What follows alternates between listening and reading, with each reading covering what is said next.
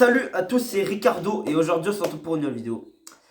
Et aujourd'hui on se retrouve pour faire l'épisode 5, ouais 5, de la série de foot. Ouais, bah j'ai toujours pas trouvé de nom. Et bon, j'avais fait une vidéo, j'avais essayé de faire une première fois la vidéo juste après les derniers matchs de Ligue des Champions qui sont finis il y a 20 minutes à peu près maintenant. 30 minutes hein. Et bah en fait j'ai complètement oublié un truc que vraiment si les gens voyaient cette vidéo ils allaient me prendre pour un con. Donc j'ai décidé de la refaire. Donc on va parler d'abord des scores en Ligue des Champions hier et aujourd'hui. Bon, hier il y a eu Naples-Barça, Naples-Barcelone, ouais je dis Barça mais ouais bon, Naples-Barcelone et Chelsea-Bayern. Le Bayern, bien évidemment, qui a battu Chelsea 3-0 à Stamford Bridge. Donc, doublé de Serge Gnabry et un but de Robert Lewandowski. Je te jure, Gnabry, s'il te plaît, ne fais pas du sale à mon Portugal à l'Euro, s'il te plaît. Bon, vous savez, Gnabry, il est allemand. Bon, allemand, ouais, bon. Je crois qu'il a des origines, je suis pas sûr, mais j'irai voir. Mais bon, en tout cas, on s'en bat les nuts. Tu feras pas du sale à mon Portugal à l'Euro. Voilà. S'il te plaît, mec, laisse-nous tranquille. Non, parce que je te jure, ce mec, il est fort. Il avait mis un quadruplé, je crois, contre Tottenham en phase de poule. Vous vous souvenez de quel match je parle, hein, du 7-2. Voilà. Et là, il m'a doublé contre Chelsea. Je crois qu'en vrai, attends, Tottenham et Chelsea, je crois que c'est des rivaux à Arsenal. Et à Skip, je crois qu'il a... Attends, je vais aller voir un truc. Parce que quand j'ai regardé les résumés des RMC, ils ont dit un truc. Gnabry. Serge Gnabry. Le mec, il joue sur Serge Gnabry. Non, mais n'importe quoi, moi.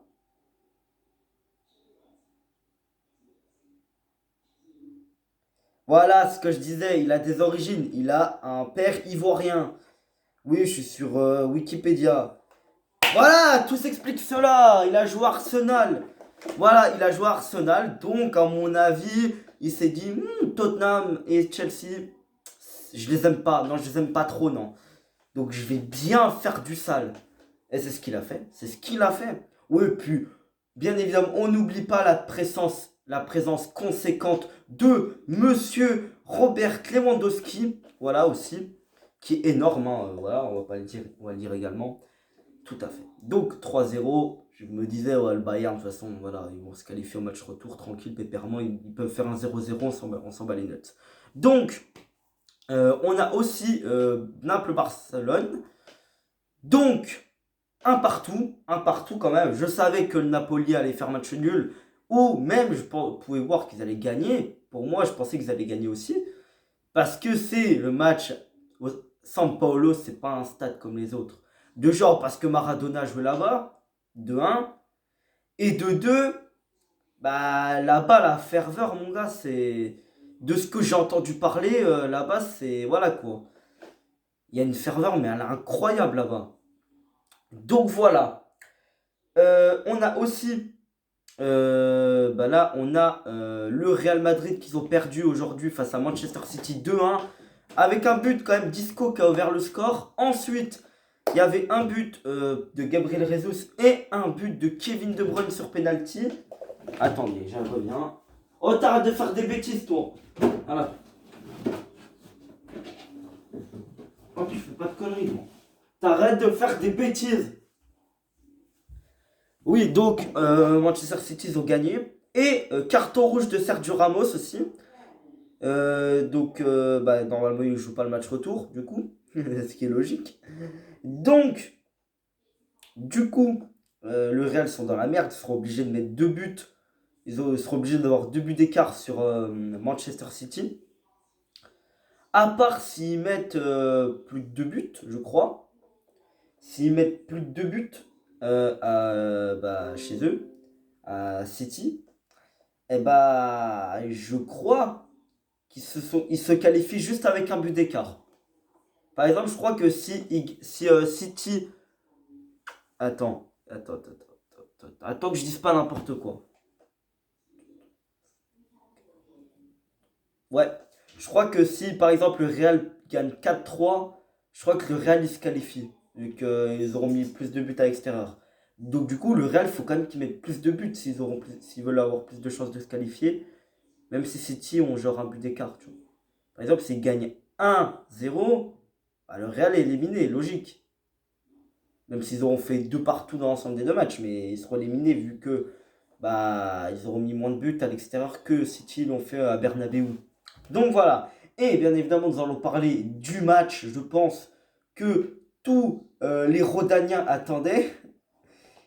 Tout le monde attendait que Lyon se fasse étriller par la Juventus de Monsieur Cristiano Ronaldo. Et ben il se doit que là, l'Olympique l'Olympique lyonnais, on parle bien de l'Olympique lyonnais, de Toko Ekambi, de Touzard, de ouais putain j'ai parlé bizarrement, de Anthony Lopez et de Moussa Dembélé qui ont gagné 1-0 face à la Juventus avec un but de Touzard. Donc ils ont gagné 1-0, mais tout n'est pas perdu pour la Juventus de toute façon, ça c'est sûr. Et bien évidemment, hein, monsieur Cristiano Ronaldo, qui à mon avis, au match retour, je crois pas que ça va être le même qu'au match aller. Non, ça va pas être le même. Je pense pas. Pour moi, je pense que Ronaldo cette année, il va être énorme. Et je l'attends bien à l'Euro, moi, avec le Portugal, pour essayer de niquer la France et l'Allemagne à l'Euro, bien évidemment, qu'on attend patiemment, tout le monde attend patiemment, les Français, les Portugais, les Allemands, les Espagnols, les Anglais et les Finlandais aussi, qu'on le dise. Donc, voilà, Lyon a gagné, ce qui est incroyable quand même. Et je vais parler d'un autre sujet qui en ce moment fait d'une bombe énormément, partout. Alors je vais aller sur le PC un petit peu, tu vois, voir ce qui se passe. Le chat, il va arrêter de faire n'importe quoi, il va arrêter de faire des bêtises. Donc nous allons voir, nous allons prendre la minute Paris Saint-Germain. 3 minutes Paris Saint-Germain plutôt, parce que là, il y a des choses qui se passent en ce moment. Et c'est énorme. Bon. Alors. Ah bah tiens, ça parle de Herrera. Paris en était fier, c'est finalement un énorme flop. Juste parce qu'il s'est blessé. Ouais. Alors. Bon, désolé. Alors. Ça parle de Herrera. Ouais, de toute façon, je le vois que c'est Herrera. Alors. Bon, là, j'ai pas besoin de l'ordi. Enfin, j'ai vraiment pas besoin de l'ordi. Alors, on va parler comme de Paris. Hein, parce qu'en ce moment, Paris, je crois que c'est une série Netflix qui se passe là-bas. Mais réellement. Alors, épisode 1.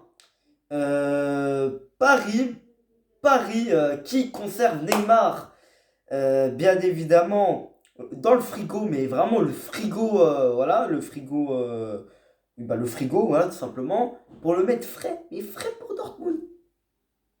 Mais frais, non mais frais, c'est le contraire de chaud. En fait, il faut qu'il soit chaud contre Dortmund, donc il faut qu'il les joue, quoi. Parce qu'en fait, il s'est blessé contre Montpellier aux côtes.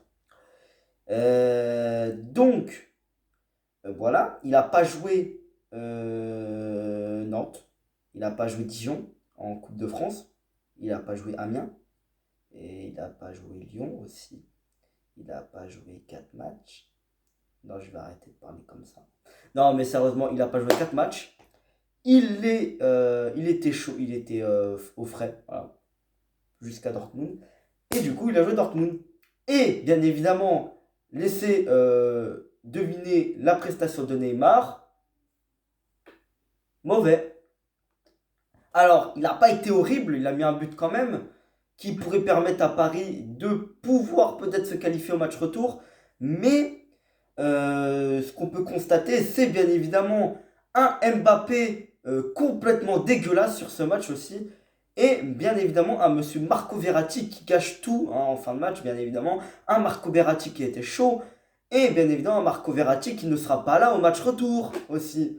Et un Thomas Meunier qui a été aussi pas très bon. Et aussi un peu suspendu au match retour. Mais le mec ne le savait pas. Il ne le savait pas. Ce qui maintenant laisse place à l'épisode 2. L'épisode où tout le monde s'est enflammé. L'épisode où vraiment là, voilà. On va parler de cette soirée, bien évidemment. Alors, bien sûr, monsieur Neymar, Mbappé, Icardi, Di Maria, Cavani, et je vais pas vous dire toute l'équipe, pratiquement toute l'équipe, ou alors, non, je crois pas toute l'équipe, hein. Je crois pas. Non, non, je crois pas. C'est pas toute l'équipe, je crois moi je sais plus, je m'en bats les notes, je sais qu'il y avait Neymar, Navas, Mbappé, et Cavani, Icardi, Di Maria, forcément c'était leur anniversaire à eux. Alors, bon, ils peuvent faire la fête, mais bien évidemment, ça a été filmé.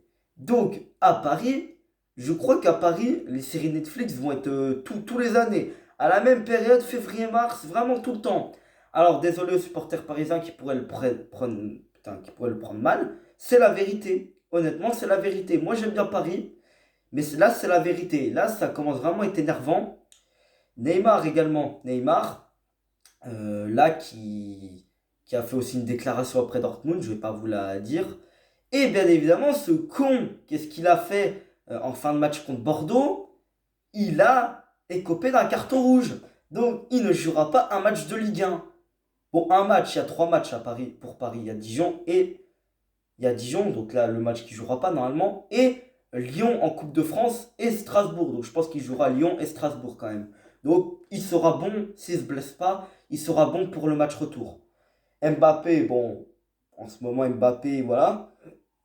Il est en train de redevenir bon, mais en termes de mec humble et de mec très respectable, je pense qu'il est en train d'aller plutôt comme ça. Hein. Parce qu'Mbappé en ce moment, non, ça va plus du tout. Le mec, ça va plus du tout. Voilà. Et bien évidemment, épisode 3, parce qu'on ne peut pas se laisser dans un autre épisode, Tourelle qui s'est mis le vestiaire à dos. Alors, il y a eu une révélation il n'y a pas très longtemps que j'ai entendu parler. Il y aurait eu, attention, une baston entre Icardi, monsieur Mauro Icardi, vs Thomas Tourelle. Voilà. Une baston, les mecs. Alors, je vais aller voir si c'est vrai. Mais ça, c'est une déclaration de Sabri Parisien. Donc, que j'ai entendu, il y a eu des grosses tensions. Voilà, voilà. Il serait pointé du doigt pour son hygiène de vie. Non mais, oh, le mec, il s'est pas blessé depuis le début de la saison. Alors, je sais pas d'où il a une mauvaise hygiène de vie. Alors, je sais pas ce qu'il fait en dehors des matchs. Bon, là. Ah, non, il n'y a pas eu de bagarre, on est d'accord. Ils ont été séparés par les autres joueurs. Mais il y aurait pu avoir une baston. Donc, c'est pas faux finalement. Mais il n'y a pas eu de baston, je pense quand même. Et là, voilà quoi. Ouais, là, vraiment de la peine pour Tourelle. Bon les mecs, je vais vous laisser. Si j'en ai l'occasion de reparler de Paris dans un prochain épisode de foot, je le ferai. Mais là, en ce moment, Paris, c'est pas très bien et je m'inquiète quand même pour le match retour pour Paris. Honnêtement, là, et les médias aussi, les médias. Mais ça, je vais vous en parler des médias. C'est un truc de fou, les médias. Les médias, ils me foutent le seum. Donc, je vais vous laisser et je vous dis ciao.